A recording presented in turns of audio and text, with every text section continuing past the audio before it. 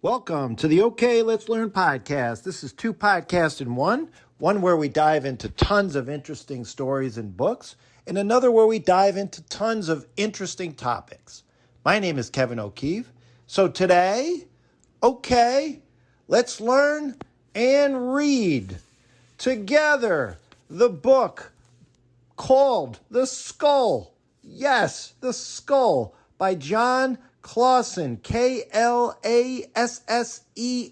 Before you listen to this podcast, this is commentary on the book. It's not a retelling of the book. It's just analyzing it, looking it over, thinking about the message, thinking about the characters, the illustrations, just commentary and analyzing it and just diving into it because, again, this is part of what I like to call our OK Book Club series.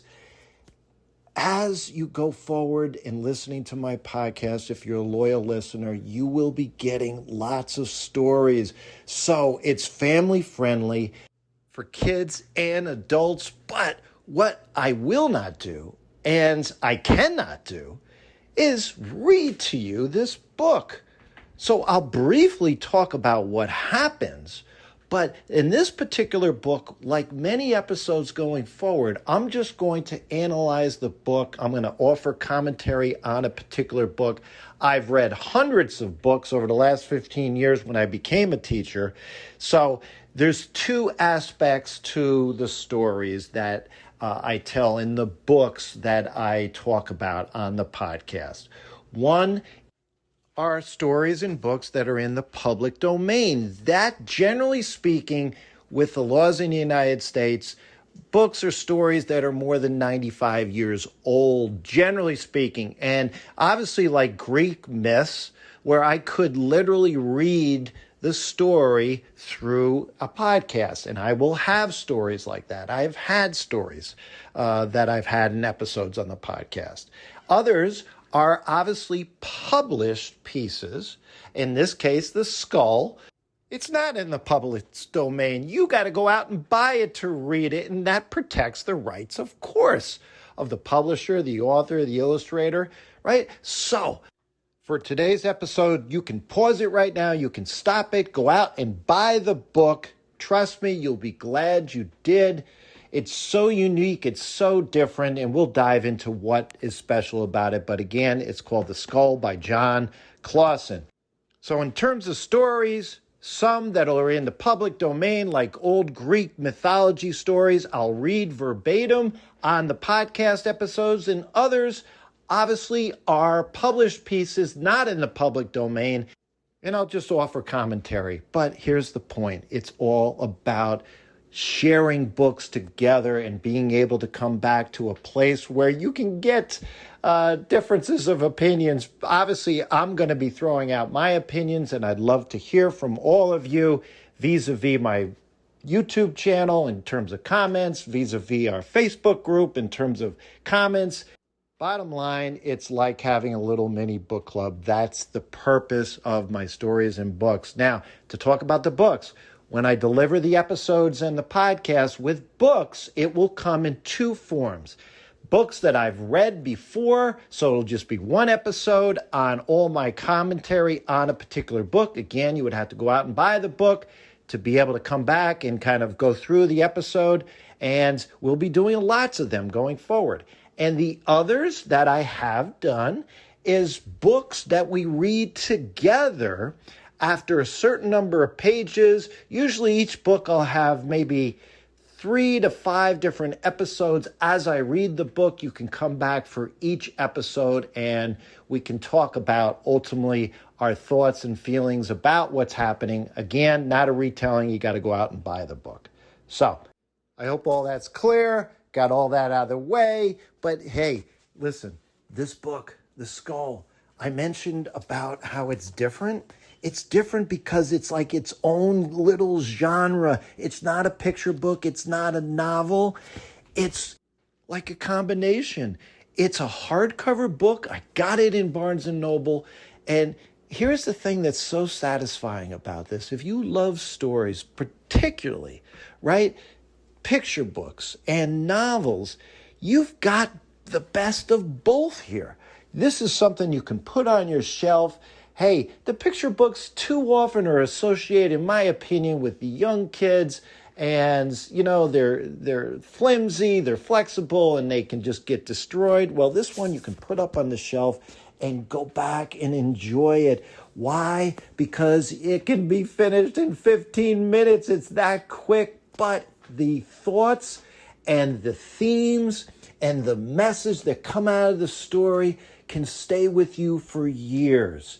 I will say the backgrounds, and you can see this from the book jacket and the author's notes, what you also want to do, and there's no question I'm going to do this, the author ended up finding out this particular story. It originated in this book, this folktale ghost book, called A Book of Ghosts and Goblins, and it was written by Ruth Manning Sanders. No question that's going to be on my list of books to get. This was originally published in 1969, and as the author relayed the story, he was up for a book signing, a book talk up in Alaska, and he just happened to find this book on the shelf, and he opens it up and he reads the story, and as he explains, his retelling of the story ended up becoming different. And over the past years after he originally read it, he explained that he kind of remembered it differently, which is fascinating. So it's not a complete retelling of the original story from this book of goblins and ghosts. It's his own kind of take on this story. And apparently it goes back to a traditional, and listen to this. This is a Tyrolean folktale, which is apparently an area called Tyrol, which is in the Alps, which is between Western Austria and Northern Italy. So this apparently is where it originated. A folktales, again, can do so much. And this one is obviously the author's take on this particular ghost story. And I will tell you up front, the illustrations, and clearly this is why this author is fantastic, and I certainly will get back to some of his other great picture books. He apparently has these whole series of hat stories. His most famous is I Want My Hat Back, and then there's This Is Not My Hat, and We Found a Hat. So not only is he an author, but he is an illustrator. Another great book of his is the best-selling The Rock from the Sky. So there's so many great places you can go with this author. And I will tell you up front, they're colored illustrations, number one. They take up half of the book. And the skull, you would think, this is not going to be for my younger members of the audience, first and second graders. Maybe not kindergarten, first grade, because, again, just introducing skeletons and skulls. Well, we're used to it in Halloween and this and that, but, probably more for second grade and above. The picture of the skull in this book is almost kind of just like huggable, and that's the case. It's the story basically of this girl named Ottila who runs away, and she finds this house in the woods. And who lives in this house? Well, a skull by himself. And there's this secret, though, that the skull has. And here it is, Ottila. Most of the story revolves around Ottila and getting to know the skull. They have some tea together. They have meals together. They end up sleeping together. And it's just so cute. The illustrations, I mean, again, that is part of in my opinion, one of the endearing kind of great part of this book, because it's not a scary skull. It's just a very simple drawing.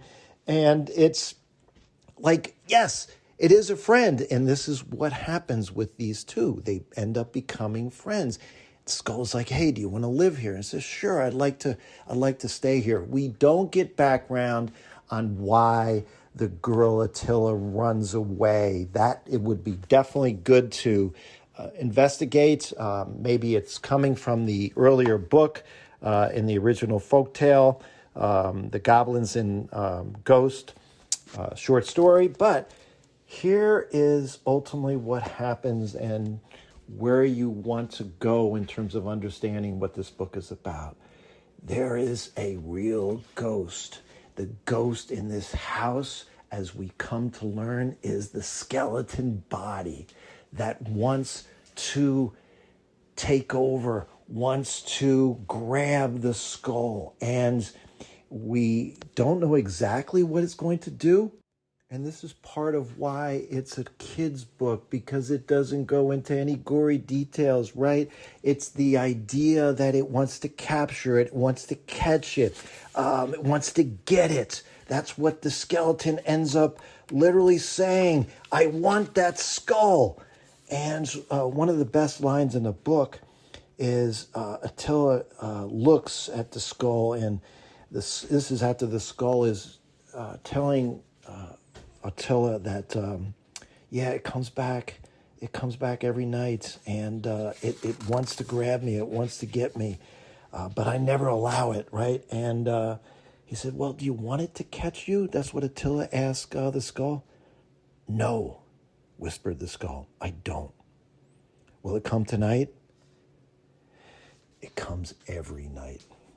So what is the meaning of what's going on here? Clearly, you have to assume, number one, that Attila is running away. She's escaping some kind of trouble that she has in her life. And again, for my younger members of the audience, when you're looking at stories and you're looking at messages, it's not about what actually happened in this story. You apply it to your life and you extend what in this case is happening to this skull to what you experience in your life that can help you navigate certain things. So literally the skull has to run away from the skeleton body every single night. And again, what does this mean? You're literally trying to escape your past, your fears, your obsessive qualities that can't move forward, right? How are you going to conquer your past in terms of things that have happened to you that are negative, that are horrible? The memories, in this case, the memories that won't leave your mind are, in this case, the skeleton that keeps coming back every night. And yet, what clearly, in my opinion, is the message, because as you relay and go through the story again, spoiler alert, make sure you read the book, Attila, ends up helping the skull. When it comes out at one point during the night, when she's there, and sure enough, she gets rid of the skeleton. You can go to a particular page. It's actually, let's say it's on page 70 through 73. Attila, not only at this point, he pushes the skeleton off of the building, off of the roof of the house. And then later on, she ends up making sure that the skeleton is not still in place, that is still not in pieces on the ground and killed and gone. And I won't go into the details, but you could, again, read the book and you'll see it. She totally devours, ends up getting rid of any trace of the skeleton. So what is the message? Yeah, you persevere through friendship, through relying on people. In this case, it's Attila and this skull, and you can help each other. You can get through bad times. You can get rid of your past and have all these worries disappear. That's what Attila has done for the skull. And the skull doesn't know that Attila has done and gone out and ridded the body from the skull. The skeleton's never going to come back, and that's what the skull kind of asked at the end. And at the end, they say, "Well, hey, you know what? That's good. Do you want to go for a walk?" And they do go for this walk. So that's how the story wraps up. It's just so magical. It's so revealing, and really, it's so in certain ways heartwarming. It can be difficult to kind of see what ultimately Attila does to rid the skeleton body of all traces. But at the end of the day, what do we want to see? In my opinion, clearly we want to see Attila's backstory. You can go many places with her in terms of following up. I think this book needs to stand on its own. It shouldn't have any other sequels. Clearly you could. But here, let's wrap up the commentary. You know, the best moment in this book, no doubt, I think you got to go to page 54 and 55. I mean, it's haunting, and I'll also give the award to the best illustration on both of those pages. The skull on page 54 and Attila. What's happening? Yeah, this is when the skull gives Attila the heads up. He whispered, Attila's whispered, will it come tonight? The skeleton. And the skull looked at the fire, quote, it comes every night. And then this haunting kind of look that is pictured and illustrated on page 55. Attila's kind of looking into the distance, holding that cup of a cup of tea, and she says simply, all right, and no question. You can tell at this point she's planning on saving the skull, and sure enough, that's what ultimately happens in the middle of the night. I mean, there's so many amazing illustrations. I will tell you the other second favorite illustration that I have is on page 62, where it's the skeleton coming into the room, and Attila grabs the skull and is literally not letting the skull go. And she's saying to herself, no, you're not going to hurt him. I mean, I'll say it, in terms of the worst moment, that image right there on that page is one that is just drawn to it. It's like a car wreck on the side of the road. You're drawn to it, but you really don't want to see it. Best character, it's a tough one. Really, both of these have their own place, and on the inside jacket cover, it's a chair, and the skull is sitting there with a cup of tea, a hot cup of tea. I will give the award to both of them. I cannot give one over the other. If I had to, I guess I would go with Attila. The best piece of memorabilia from this book, it's crazy, but I'm going to take the skull, right? Because ultimately it's not living, but it is living, right? It's a main character, but it's something you can carry away. So it is kind of strange, but I'll take that. Maybe the cup of tea as well. How about the best line of the book? I'll go with, give me that skull. I want that skull, all in capital letters. Again, it's nothing other than the drama, the turning point of the book, and something's going to happen right there and then. And I'll say this finally. You say, well, what's the funniest moment in the book? Well, this book is not all haunting. There's moments that are, full of levity and just laugh out loud funny. At one point, the skull is hungry, so she gets a pear for him. Quote, she held the pear for him and he took a bite. The bite of pear went through him and fell to the floor. Ah, delicious, said the skull. Thank you. Just funny. Hey, I'm going to give this book an 8 out of 10. This is a solid score for a book that's a different type of genre. So I hope you've enjoyed, friends, this commentary on the book The Skull by Jon Klassen. Reach out to me at KEVMOK21. We have a Facebook group. We have a YouTube channel. All the links are in the show notes. And yes, refer me to your friends, your family, anyone that loves to learn and loves to read. Family friendly as always. Until next time, have fun and keep learning.